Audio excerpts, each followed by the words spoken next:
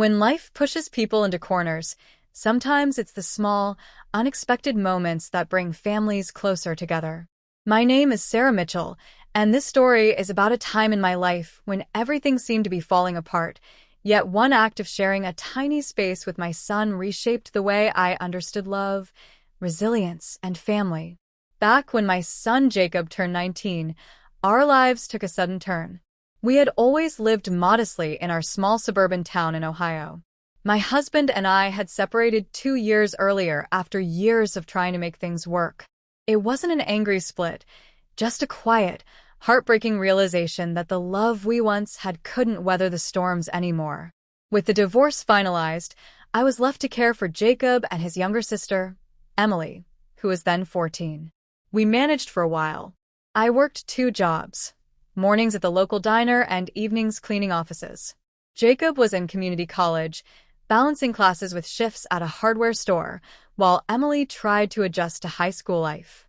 Things were tight, but we were getting by. Then, almost overnight, everything changed.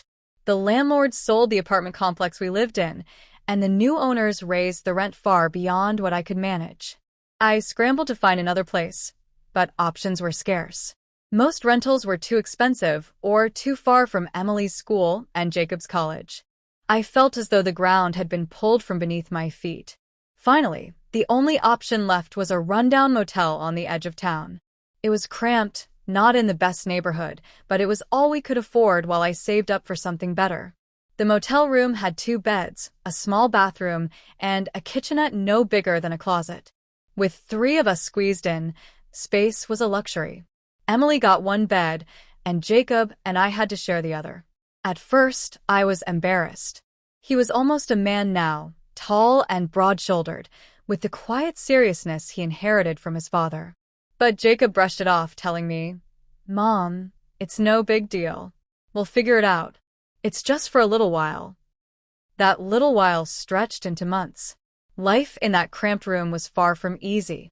We bumped into each other constantly, fought over bathroom time, and struggled to find privacy. But in that struggle, something unexpected began to happen.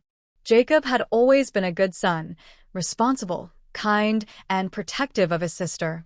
But I hadn't realized just how much he had grown until those days in the motel. Every evening after work, when I stumbled back exhausted from cleaning offices, Jacob had already taken care of dinner with whatever groceries we could afford. Sometimes it was ramen noodles, sometimes canned soup, and every once in a while he surprised us with spaghetti or tacos. He'd grin as he set the food down, saying, "Gourmet night, ladies," and Emily and I would laugh. Sharing a room meant sharing more than just space. We began talking late into the night. At first, it was small things, how his classes were going, funny stories from work, Emily's drama at school. But slowly, those conversations deepened. Jacob confessed how hard it was to see me struggle, how he worried about the future, and how guilty he felt that he couldn't contribute more. My heart ached hearing him say that, but I also felt so proud. One night, as we lay awake listening to the hum of the motel's old air conditioner, Jacob said softly, "Mom, I know this isn't easy, but I think we're going to be okay. We've got each other, and that's more than a lot of people have." His words struck me deeply. I realized he wasn't just my son anymore. He was becoming a man, someone I could lean on too. That thought both comforted me and made me a little sad because it reminded me that my little boy was growing up. There were challenges, of course. Sharing such close quarters meant tempers sometimes flared. Emily often complained about having no space of her own, and Jacob and I sometimes argued about chores or his curfew. I remember one heated argument when he came back late from work and woke Emily up by accident. I scolded him, worried about safety, and he snapped back, "I'm not a kid anymore, Mom." The room fell silent after that, and I cried quietly in the bathroom, feeling like I had failed. But the next morning, Jacob apologized, hugging me tightly. "I didn't mean it like that. I just hate that we're stuck here." Despite the struggles, our time in that tiny room began to change us. Jacob and Emily grew closer, often helping each other with schoolwork or watching old movies on the motel's tiny TV. I saw a new side of my children. The resilience, the humor they found in hardship, and the way they supported one another. One particularly stormy night, the power went out. Rain lashed against the thin windows, and thunder shook the walls. Emily was scared, so we all piled onto the same bed, wrapped in blankets, telling stories by the light of Jacob's phone flashlight. I told them about my childhood summers on my grandparents' farm, and Jacob shared a funny story about a prank at work. Emily laughed so hard, she nearly fell off the bed. In that moment, despite the darkness and uncertainty outside, I felt a warmth I hadn't felt in years. Months passed, and slowly things began to improve.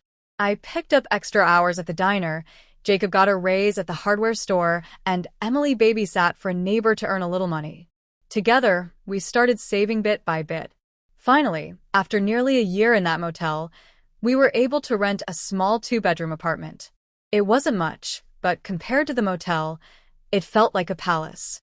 When we moved in, Jacob insisted that Emily take 1 bedroom while he and I shared the other until we could afford a bigger place. But this time, we had a little more space.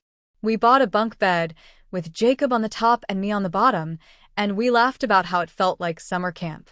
That period of our lives was one of the hardest, yet also one of the most meaningful. Jacob and I never talked much about those nights sharing the same room, but I knew, and he knew, that it had brought us closer in ways that would last forever. We had faced the worst together and come out stronger, bound not just by blood but by shared struggle and resilience. Years later, when Jacob graduated college and stood tall in his cap and gown, I thought back to those nights in the motel. I thought of his quiet reassurance, his late-night talks, and his determination. I realized that sharing that tiny room hadn't been a burden, it had been a gift.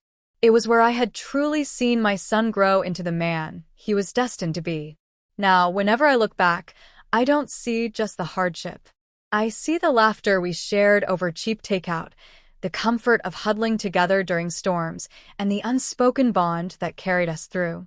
Life didn't turn out the way I expected, but it gave me something even more precious, the reminder that love, even in the smallest of rooms, can fill every corner and carry you through anything. And that is how sharing one small room with my son changed everything for him, for me, and for our family.